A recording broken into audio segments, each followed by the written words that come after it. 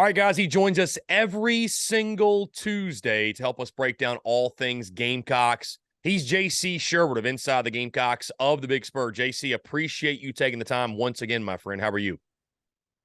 Great. Hey, another Tuesday, boy. These fly by fast. It seems like yesterday we were talking about the opener, and now here we are in November.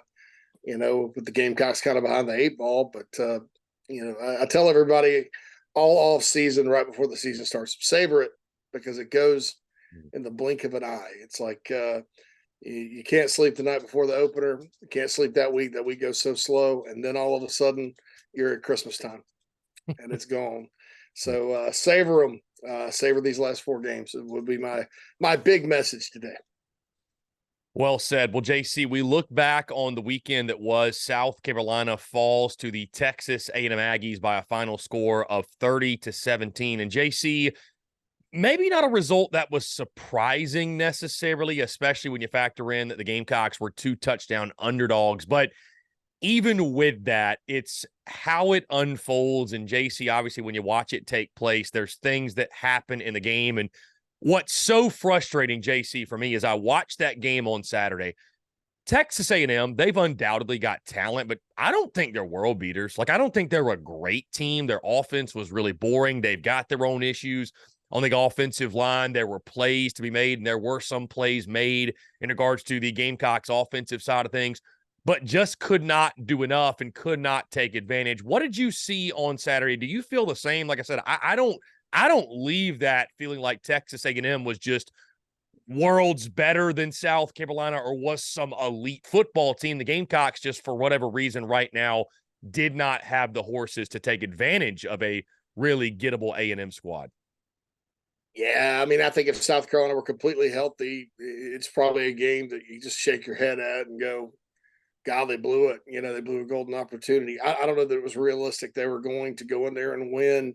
Like you said, hey, it was I would call them very pedestrian, especially on offense, which surprises me because Bobby Petrino, even last year at Missouri State, man, he lit up Arkansas in the first half, was back to being Bobby Petrino. And I do give them credit for adjusting because Clayton White sort of threw a monkey wrench at him, right, so to speak, in the first half with that three-man front and the multiple linebacker sets. A&M had trouble blocking the Gamecocks, right?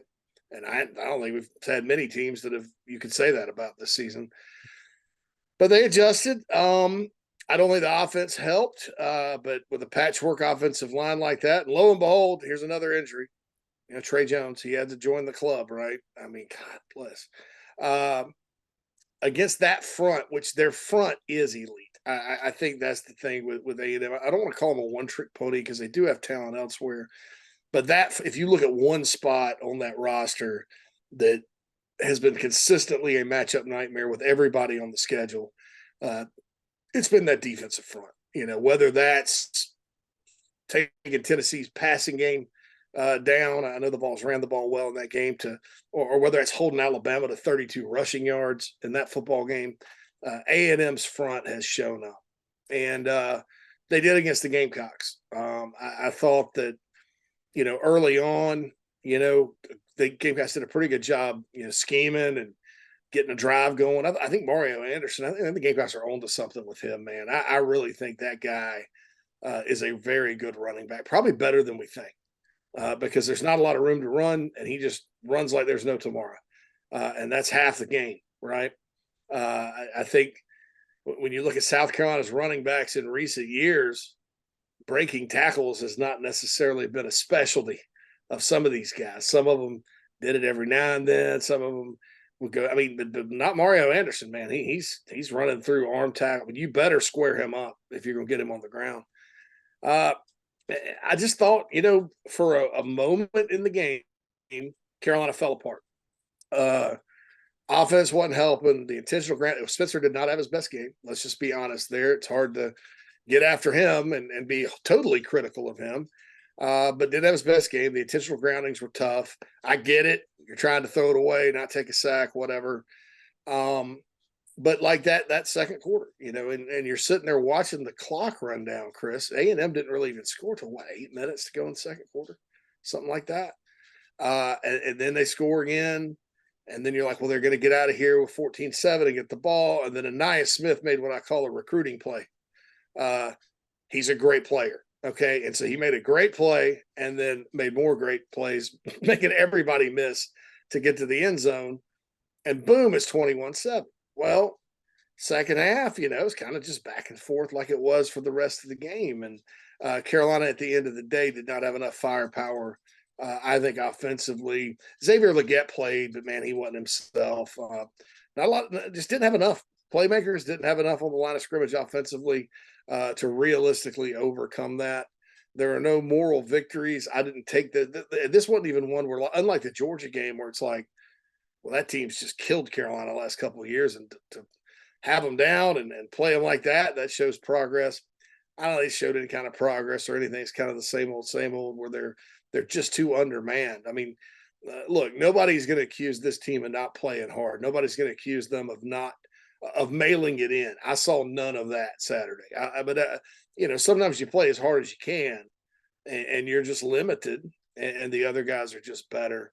And that's what happened Saturday. So, if it weren't for that second quarter where they kind of let things go, who knows? We may be talking about an upset right now, because certainly I think you're right about A&M. But as it stands, it's 2-6, and they got to grind to the Gasparilla. I think the schedule. If people don't want to hear this, they think, oh, it's an excuse or whatever. Chris, I can't remember a season where South Carolina, going into November, like past Halloween, has only played 3 home games the whole year, and only 2 SEC home games. And only 1 in like a month. I mean, that was Florida. So that's when you go on the road, it's tough in this league. It's tough. I mean, and to have all the issues they've had, I don't know that you could expect much more other than winning the Florida game, which of course was very disappointing. But you got 4 at home. Carolina matches up really well with all those teams. I think probably better than most of the other teams on their schedule, the exception of Florida and Furman and Mississippi State. So you go shoot your shot, man. I mean, the season's not over. You win those last 4, sneak into a bowl. You're sitting on 6-7, 7-6 season, 3 straight bowl trips. People are feeling good because you beat Clemson 2 years in a row, which is a big deal at this university. And everybody's feeling good again. But right now, I don't expect anybody to feel good. JC, the Gamecocks defense was, I feel like, as disrupted as they've been all season. And yes, I know the bar is in hell, right? You still surrender 30 points. It still wasn't some stellar performance. But do you feel more encouraged about the Gamecocks defense moving forward because of what you saw? Or do you write that off as Texas A&M is sort of inept on the offensive side? Well, I look at it, and I think there's positives and negatives. I mean, to take away from the game, I mean, the negative obviously is that they gave up 30 points and lost the football game and had breakdowns of the secondary again. I think that the positive part of it is, and I respect, I don't care how much a coach is struggling, man. I respect coaches that are like, all right, we're going to try something different this week because things just aren't, the definition of insanity, they say, is doing the same thing over and over. I respect Clayton White for coming out in this funky looking defense. Hey, it worked for a while until they adjusted, right? And use a more 3-man front. Jerron Willis gets out there and plays. Bam Martin Scott. And what those guys are, Chris, those guys are kind of bigger outside linebacker types. They're really suited for like a 3-4 at outside backer. What Willis and Bam Martin Scott, they have those body types. And that, I think, freed up guys like Tonka Hemingway and TJ Sanders and Brian Thomas Jr. and some of the interior guys to get in there and make plays. Tyree Johnson played his best game as a Gamecock, and probably here's why.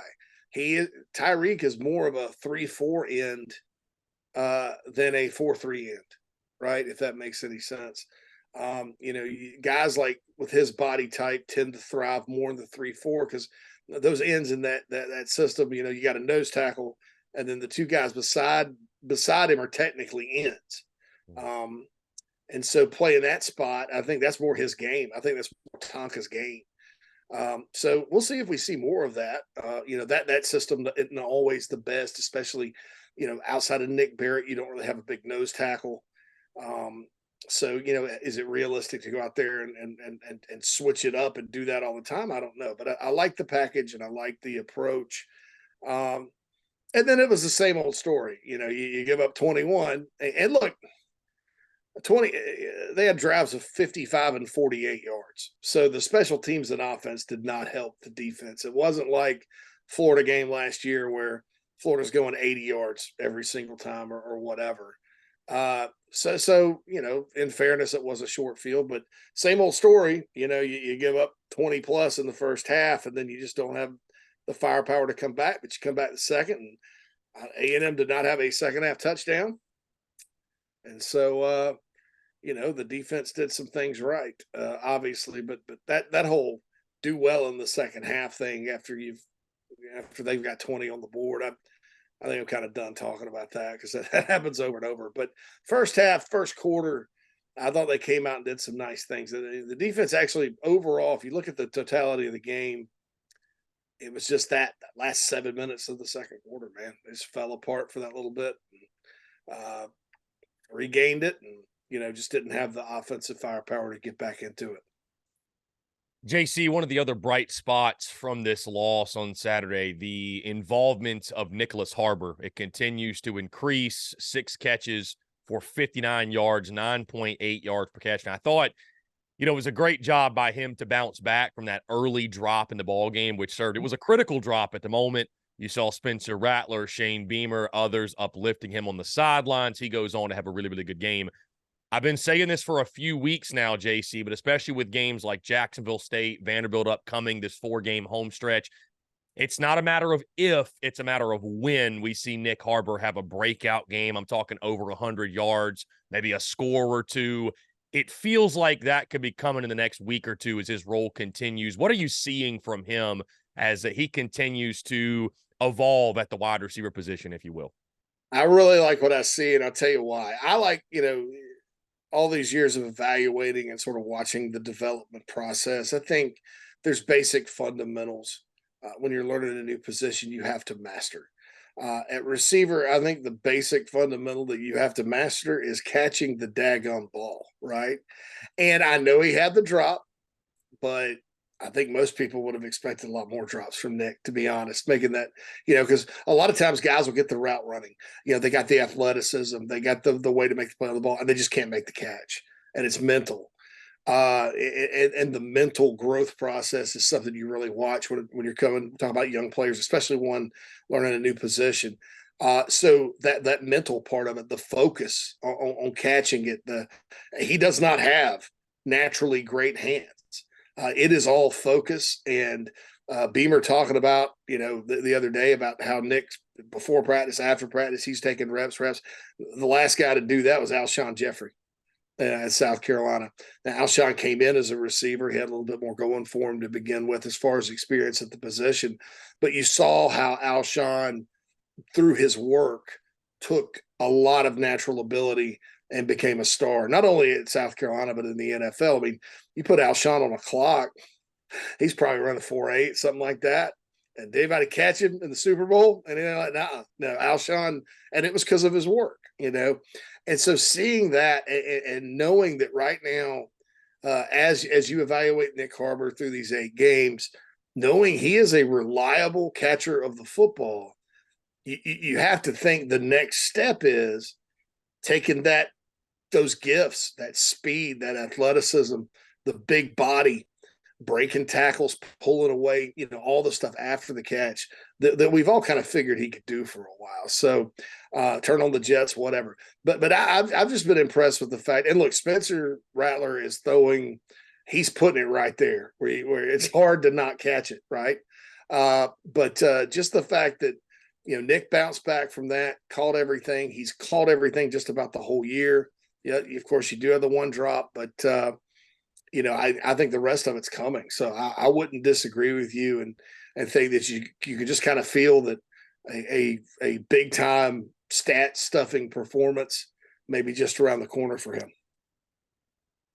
JC, I feel like we can't talk about this game and move off this game without mentioning the injuries. What do you make of all the injuries, and what do you think Shane Beamer must do over the course of the offseason in regards to reevaluating what they're doing in strength and conditioning. And I mean, you hate to pin it all on Luke Day, but also it's just not going to fly with people to say, well, it's just bad luck, right? I think at minimum, you have to look at what you're doing and say, okay, is there anything that we could be doing to lessen or limit these injuries? I mean, because and if it is bad luck, my goodness, I don't know who's controlling the voodoo doll, because I think it was like 3 straight plays in College Station. A different Gamecock went down with some sort of injury. I mean, do you just write it off as it's a lost season with terrible luck, or do you think there's something there that maybe needs to be looked at and addressed?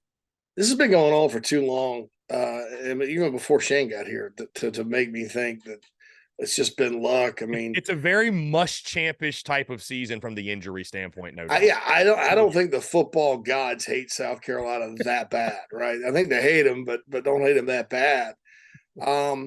And I don't know what it is, Chris. I'm not. I can't. I'm not smart. I'm a pretty smart guy, but I'm not smart enough to figure that out because, I'm not a medical person. I'm not a trainer. I would look at everything from training to nutrition. Um, I wouldn't imagine there's an issue with nutrition because South Carolina, all I hear about is how great the program is. I know they got a new director of nutrition, training program, medical staff, practice habits, off-season strength and conditioning. Just look at the whole big picture and dig in.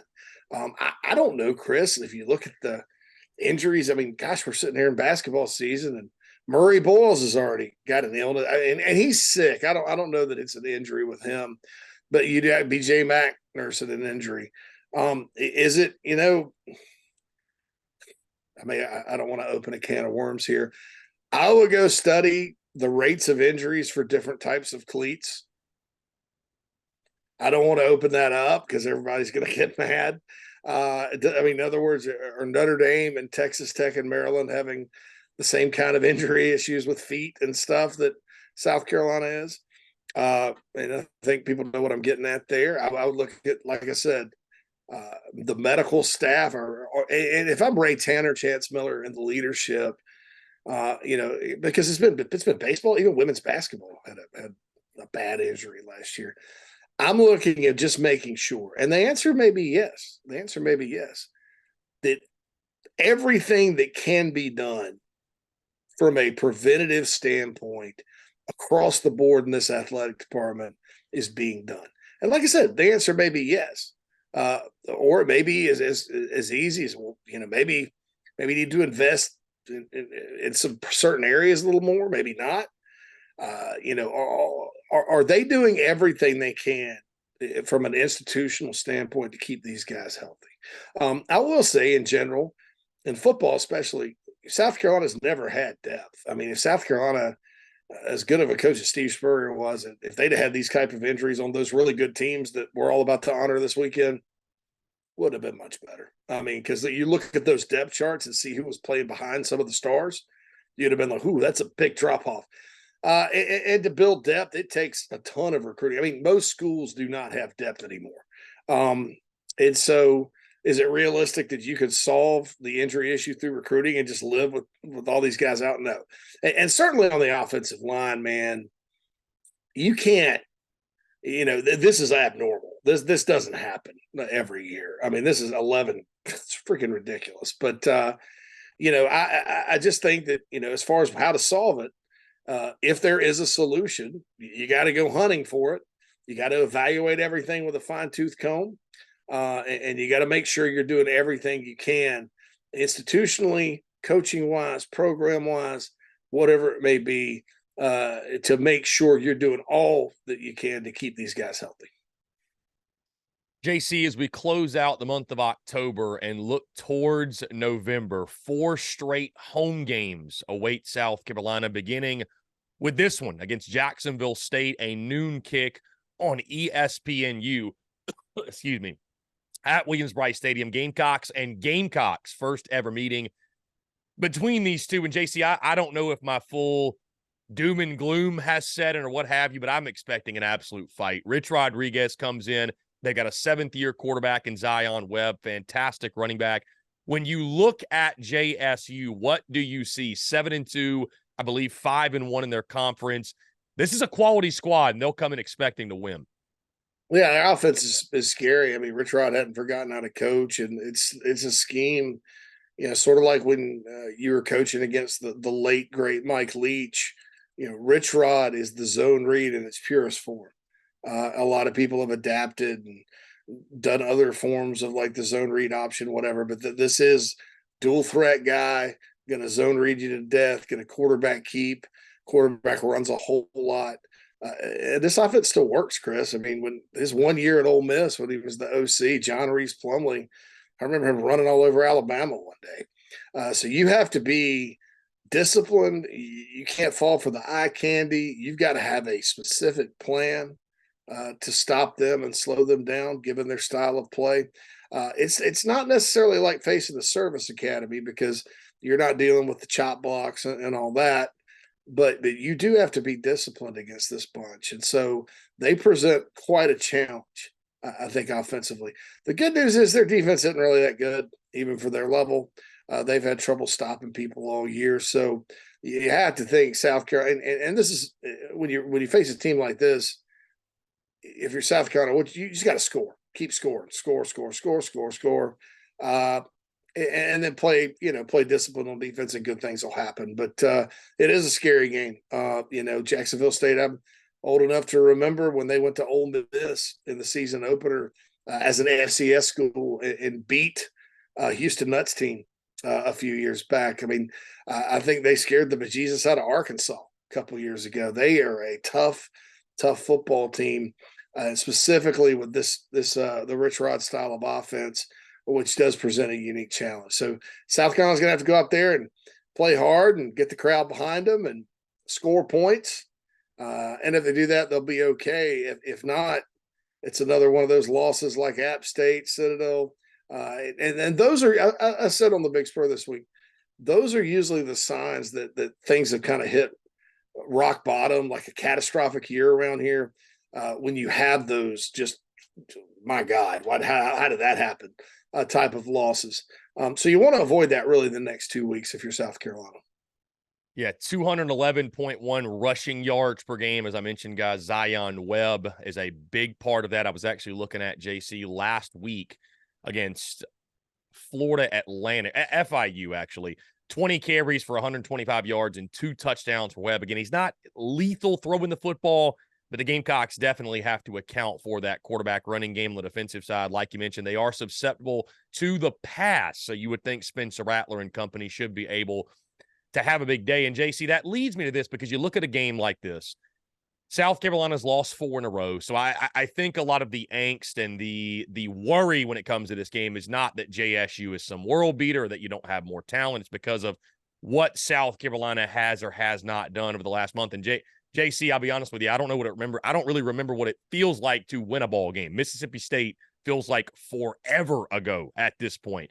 But this game to me is all about South Carolina. Like, what do you specifically need to see from the Gamecocks offensively, defensively? Because realistically, the schedule does set up to make a run here into the year and finish 6-6. And you've got Jacksonville State, then you kind of ramp up a little bit more with Vandy. Then you ramp up a little bit more with Kentucky, and then you've got the rivalry game. So, but the bottom line is this: you can't win all 4 in a row until you win this one. So what do you need to see from South Carolina to not just win, but I think it's important to build some momentum in this game as well? Absolutely. I think, they need to be on offense like that, like they have been every home game this year. No sputters, no stupid turnovers. And they've been pretty good about that, Chris, at home with Rattler. And then, Mario Anderson's really coming into his own. Like I mentioned earlier, I think he could have a big day against these guys. You can stay balanced and put a lot of points on the board. That's what you need to do because inevitably at some point, Rich Rod's a good enough coach. They're going to bust one on you or they're going to catch you and, crashing down. And he's going to pull it and run, or they're going to catch you trying to scheme up for the run, and they're going to throw it over you to the top of you. Those types of things are going to happen. But excuse me. But I think you need to put points on the board. That's my mantra for this week. Is it doesn't matter if you give up some things here and there defensively, put points on the board. Hopefully, it's a lot like the Furman game without the nip and tuck first quarter. And you can go play Lenore Sellers or whoever else and empty the bench and have a nice day, and that gets everybody feeling better, rejuvenated. That Vandy comes in, obviously they're struggling mightily. And these two games could be get right games. I don't think you're looking at a situation like last year where these guys are as bad as Charlotte or SC State or that don't match up as well. But I think these could be those get right games. And if you remember last year, South Carolina, after getting annihilated by Georgia, they bounced back. They beat Charlotte. They beat SC State. And then all of a sudden they beat Kentucky and then A&M. And they had won 4 in a row. So that's and then all these are at home too. I mean, South Carolina's been a much better football team, especially offensively at home this year. So, I want to see them put points on the board this weekend. That's the most important thing to me because I do think inevitably JSU will, score some points and there will be some anxious moments in that regard. JC Shurburtt of Inside the Gamecocks, the Big Spur. JC, one last thing, and I'll get you out of here. I know I'm looking way too far ahead, but as the weeks pass, I continue to be more and more and more fascinated by football in the Palmetto State this year and what the South Carolina Clemson game is going to look like. Tigers suffer another loss. And when's the last time, JC, we entered the month of November and we're talking about Clemson and bowl eligibility? And that realistically, that game at the end of the year might be for bowl eligibility for both sides. I mean, it's again, I'm looking way too far ahead, but it's just it's hard not to and just think that game already has so much riding on it, but it's just this year it's crazy. I mean, it's absolutely crazy. So I don't know. It's just a weird year. 08, 09 for Carolina. I'm trying to think. 07 probably cost them a bowl. They lost on the last second field goal. Shoot, man. Carolina, I don't think's entered the game with bowl eligibility on the line and lost since then. And they were eligible. They didn't have enough spots. They needed to get 7 wins. Right? 08, Dabo's interim year, where I think had Clemson lost that game, they would not have gotten to the Gator Bowl, if I'm not mistaken. I don't know if they had an FCS win that didn't count or something like that, or if that team finished. I don't remember what exactly the situation was there, but yeah, it's just the Tommy Bowden, Lou Holtz early 2000s matchup again. If that happens, where it's that's what's on the line basically, and quite frankly, those games were kind of fun because there wasn't much else to play for. That was before Spurrier's run. It was before Dabo's run. Hopefully the fan base is still both, kind of relish beating each other again. And it becomes, everything kind of like, I always say that the Egg Bowl is one of the most underrated rivalries because they really rarely are playing for a division title or anything on the line or anything. It's just, that's it in the state of Mississippi. And so I don't think there's anything wrong with occasionally in South Carolina, that being the season. And for South Carolina, if you win these next 3, that is a season because you don't get to play again if you lose it. I don't know what Clemson's going to do these next 3 games. I could see them win them all 3, quite frankly, and then losing in Columbia. I could see them. I don't know. Could is Georgia Tech back enough to where they can go in there and beat them? I have no idea what to think.